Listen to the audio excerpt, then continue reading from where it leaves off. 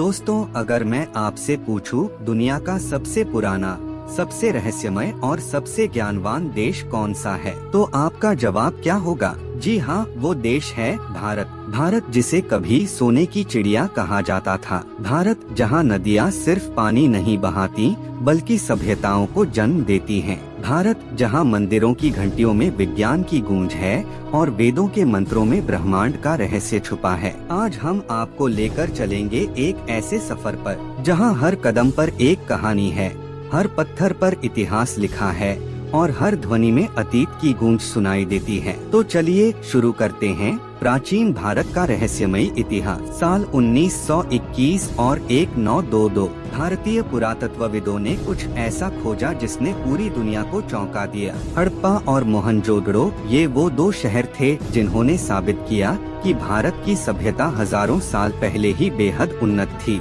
यहाँ की सड़कों की योजना इतनी व्यवस्थित थी कि आज की आधुनिक नगर योजनाएं भी शर्मिंदा हो जाएं। पानी की निकासी, बाथरूम सिस्टम और अनाज भंडारण सब कुछ व्यवस्थित। लोग कपास से कपड़े बनाते थे और व्यापार करते थे मेसोपोटामिया तक। और सबसे रहस्यमयी बात, मोहनजोदड़ो का नृत्य करती युवती की मूर्ति और पशुपतिनाथ की मुहर, क्या ये भगवान शिव की पहली झलक थी? इतिहासकार आज तक यह मानने को मजबूर हैं कि सिंधु घाटी सभ्यता अपने समय से हजारों साल आगे थी। सिंधु घाटी के बाद भारत का इतिहास हमें ले जाता है वैदिक काल में। वेद, ऋग्वेद, यजुर्वेद, सामवेद और अथर्ववेद सिर्फ धार्मिक ग्रंथ नहीं थे बल्कि इनमें छुपा था ब्रह्मांड का रहस्य। ऋग्वेद में सूर्य, चंद्रमा, नक्षत्र और ऋतुओं का अद्भुत वर्णन है। अथर्ववेद में चिकित्सा और औषधियों का जिक्र है। यजुर्वेद में गणना और ज्यामिति का विवरण है। क्या आप जानते हैं,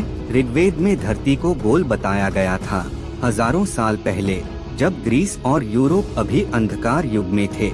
अब बढ़ते हैं भारत के महान साम्राज्यों की ओर। चाणक्य और चंद्रगुप्त मौर्य की कहानी आपने सुनी होगी। एक साधारण युवक चाणक्य की नीति से मौर्य साम्राज्य का संस्थापक बना चंद्रगुप्त, और फिर आया सम्राट अशोक महान, जिसने कलिंग युद्ध के बाद हिंसा छोड़कर बौद्ध धर्म को अपनाया और पूरी दुनिया में शांति और धर्म का संदेश फैलाया। उनके बनवाए गए स्तंभ और शिलालेख आज भी गवाही देते हैं कि भारत का शासन कितना संगठित और शक्तिशाली था। इसके बाद आया गुप्त साम्राज्य, जिसे इतिहासकार भारत का स्वर्ण युग कहते हैं। यहाँ साहित्य में कालिदास, विज्ञान में आर्यभट्ट, कला में अजंता एलोरा और गणित में दशमलव प्रणाली। गुप्त काल ने भारत को वह ऊंचाई दी जिसने पूरी दुनिया को प्रभावित किया। क्या आप जानते हैं, अगर भारत से शून्य और दशमलव प्रणाली की खोज न हुई होती तो आज कंप्यूटर, रॉकेट और इंटरनेट असंभव थे।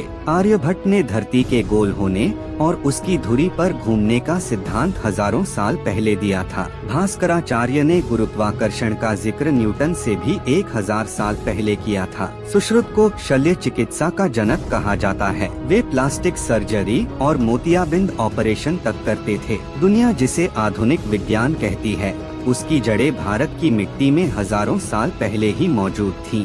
भारत का आयुर्वेद सिर्फ दवा नहीं बल्कि जीवन जीने की कला है। चरक संहिता और सुश्रुत संहिता में हजारों बीमारियों और उनके उपचार का विस्तार से वर्णन है। सुश्रुत ने अंग प्रत्यारोपण और प्लास्टिक सर्जरी का प्रयोग किया। आयुर्वेद में पंचकर्म जैसी तकनीकें आज भी आधुनिक मेडिकल साइंस को चौंका देती हैं। भारत की मिट्टी सिर्फ ज्ञान ही नहीं, कला में भी दुनिया से आगे थी। अजंता और एलोरा की गुफाएं, जहां पत्थरों में उकेरी गई चित्रकला आज भी जिंदा लगती है। कोणार्क का सूर्य मंदिर, जहां वास्तुकला और खगोल विज्ञान का अद्भुत संगम है। खजुराहो के मंदिर, जहां मानव जीवन और प्रकृति का अनोखा चित्रण है। हर मंदिर, हर शिल्प मानो एक कहानी सुनाता हो।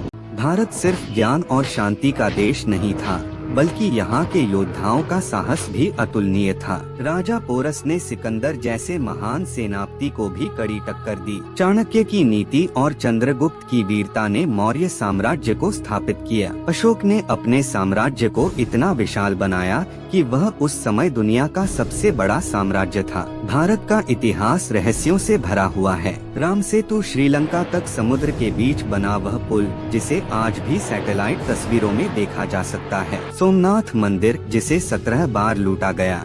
लेकिन हर बार दोबारा बनाया गया। नालंदा विश्वविद्यालय, जहां दुनिया भर से विद्यार्थी आते थे और जिसमें 9 मंजिला पुस्तकालय था। कहते हैं जब बख्तियार खिलजी ने इसे जलाया तो किताबें 3 महीने तक जलती रहीं। सोचिए भारत का ज्ञान कितना विशाल था। दोस्तों, प्राचीन भारत सिर्फ इतिहास नहीं है, यह हमारी पहचान है। यह वह धरती है जहां सभ्यता का पहला कदम पड़ा, जहां शून्य से अनंत तक का सफर लिखा गया, जहां मंदिरों से लेकर शास्त्रों तक हर जगह ज्ञान और रहस्य बहता है। लेकिन सवाल ये है, क्या हम अपने अतीत से कुछ सीख रहे हैं? क्या हम उस गौरवशाली इतिहास को फिर से जगाने के लिए तैयार हैं? भारत का इतिहास हमें यही सिखाता है कि ज्ञान, संस्कृति और एकता, यही सबसे बड़ी शक्ति है।